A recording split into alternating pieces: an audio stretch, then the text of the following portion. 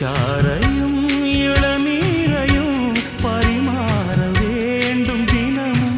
அந்திப்பகல் வந்ததொரு இன்ப மயக்கம், அஞ்சு விரல் பட்ட இடம் மெல்லச் சிலிர்க்கும்.